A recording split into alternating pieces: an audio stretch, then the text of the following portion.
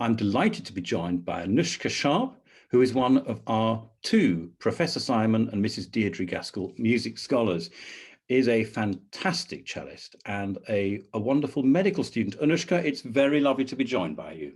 Lovely to be here too. Now, we've actually done this interview once before. We had to abandon it because you were at Whipps Cross Hospital on some cold, very cold, wintry and windswept day. And it was like talking to somebody in some war-torn part of the world with a very dodgy internet connection. Now, what are you doing at the moment at Whipps Cross Hospital? So we're on placement. It's our first placement as third-year medical students.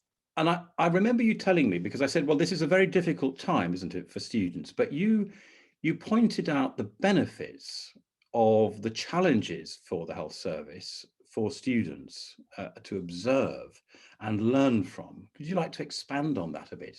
Well, I mean, I think we've been incredibly lucky as students, as medical students compared to other students, because we've had in-person teaching, we've had amazing experiences. So do you think that your actual medical experience, your medical learning has benefited through the fact that we've gone through this been going through this pandemic? Well, I have no idea because I don't have the alternative universe minus COVID to compare it to. But I mean, I do think it's been an amazing placement so far. Now, obviously, the impact on music has been profound. And it has meant that music making and working together has, in effect, completely stopped. What do you find the beautiful part of making music? Because I know you love chamber music, and why is that so important to you? I think it strikes a perfect balance between, you have quite a complex piece to play together, so you can get a huge variety of sound worlds. But then it's also small and concise enough that you can really get to the bottom of each line and play a piece of music and know what everyone else is doing. And also playing with other people and working through a piece of music together is very exciting. And during rehearsal, you discussing everything. Now, one of the things we discussed was the issue of the conflict of being a musician or a doctor, which I know is something that you've perhaps considered. But you said, if you were to be operated on, you would rather be operated on by a musician who can play in tune. And why did you say that? Well, because you need a very accurate position often to perform operations. If you get something slightly in the wrong place, you might perforate an organ. And I think the closest feeling I've ever had to that is playing cello on stage, because 1 millimeter doesn't sound great. Just spending a lot of time knowing that you have to get your hands in the right place to the millimeter is a useful skill for both disciplines, I think. Quite right too. Now, music has been a big part of your life. Where did music begin for you? So I started cello when I was 4. My whole family are pretty musical. And then I just continued and didn't stop. But it was really nice, actually, just to have it parallel to my academic studies at school. It made a really nice change. I remember it was always like cello and homework were welcome breaks from each other because each made the other seem easier.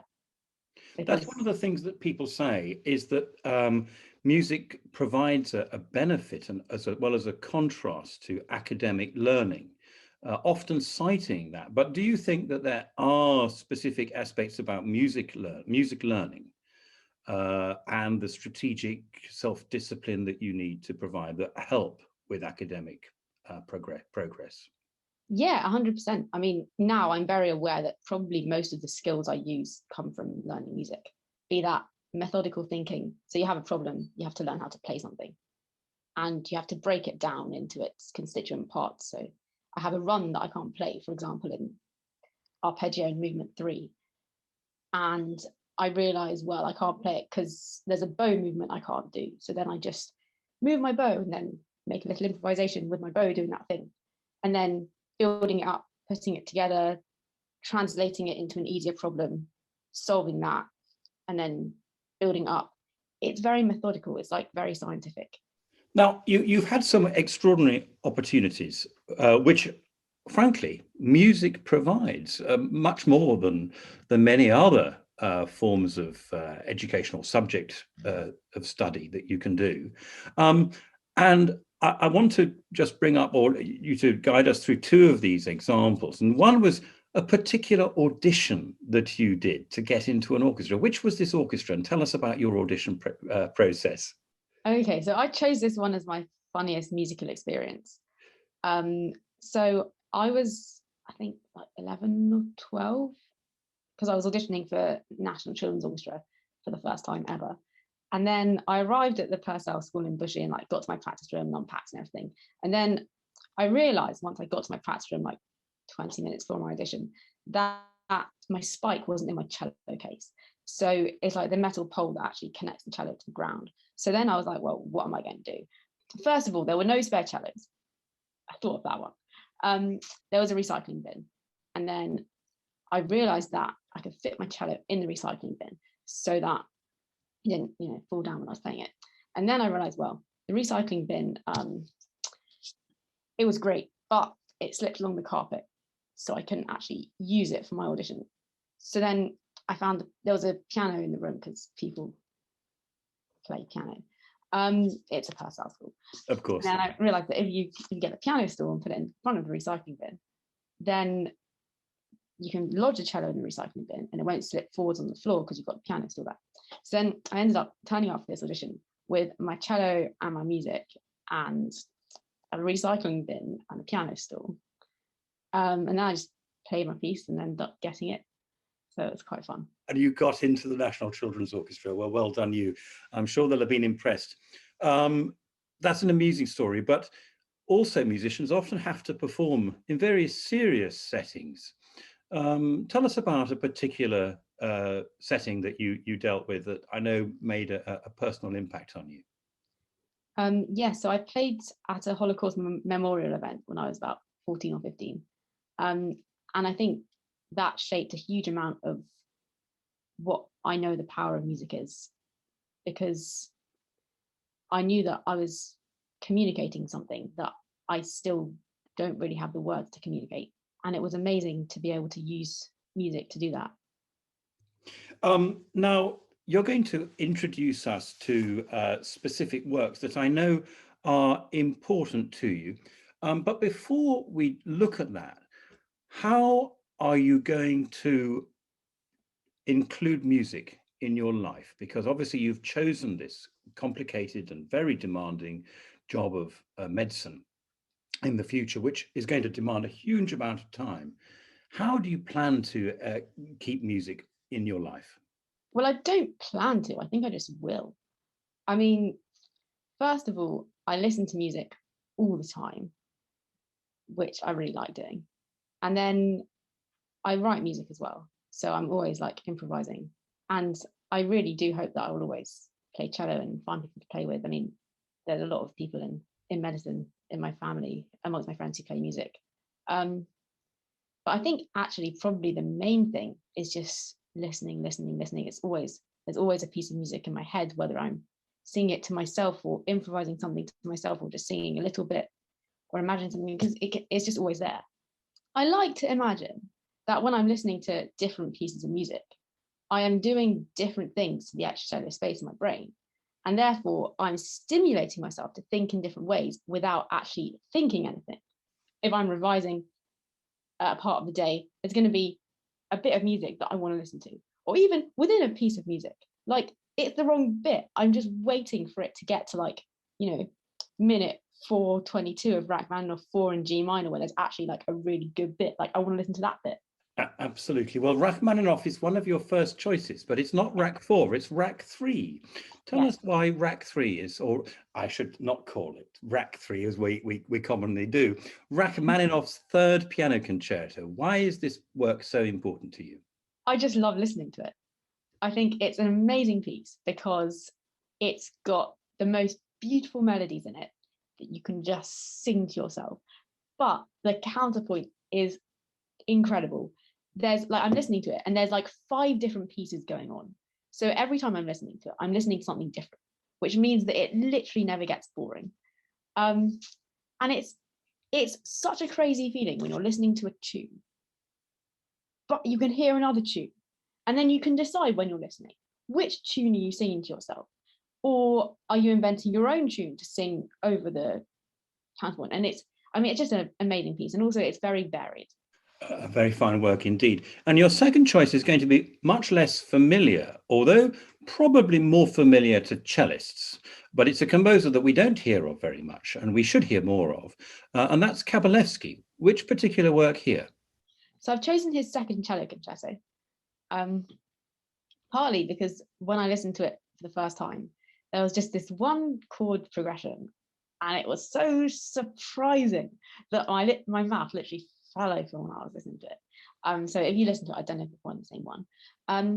But then also it's got a huge range of energy levels. There's bits where it sounds like Shostakovich. It's so kind of punchy and like vigorous. And then there's some bits where it's so kind of haunting. And I can imagine it'd be so much like amazing to play, because the first cello tune is just 2 Gs. And I can imagine just like driving my bow out along the screen because it's just such an intense note. So yeah, I do very much enjoy listening to that. And I do wish we would hear more Kabalevsky. I think some composers of that period who were rather overlooked in favor of composers such as Shostakovich are beginning gradually to emerge, aren't they?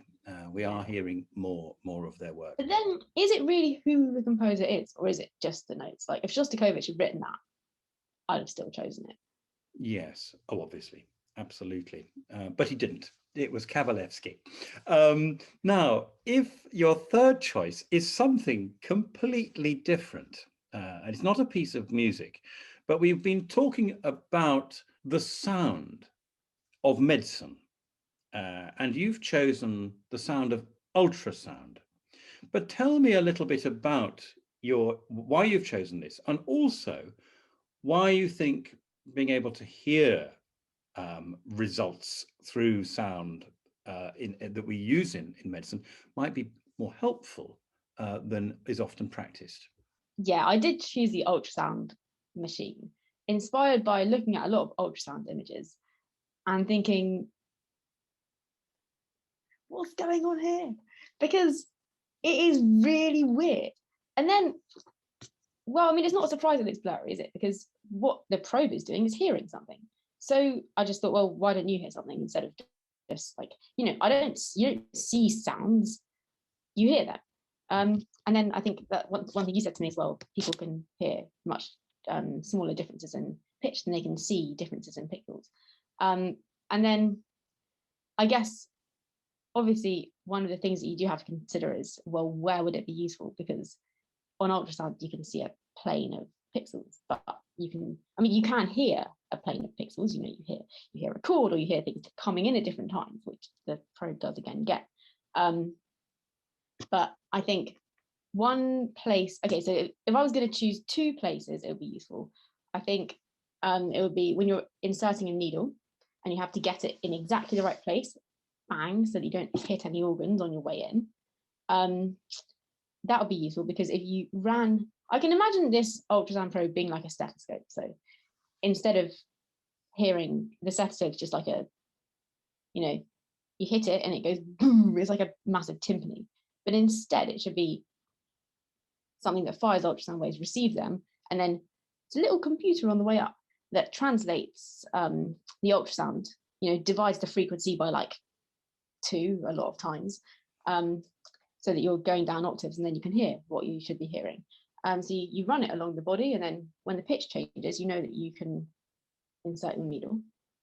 And then also, I think listening to heart sounds, like heart murmurs, because I mean, one of the things that I do struggle with, and I really hope we don't get examined on, is you're listening to someone's heart and you have to work out whether the sequence of sounds is okay, and depending on which valve issue they have, it goes boom, boom, boom, or boom, boom, and it's very hard to tell the difference.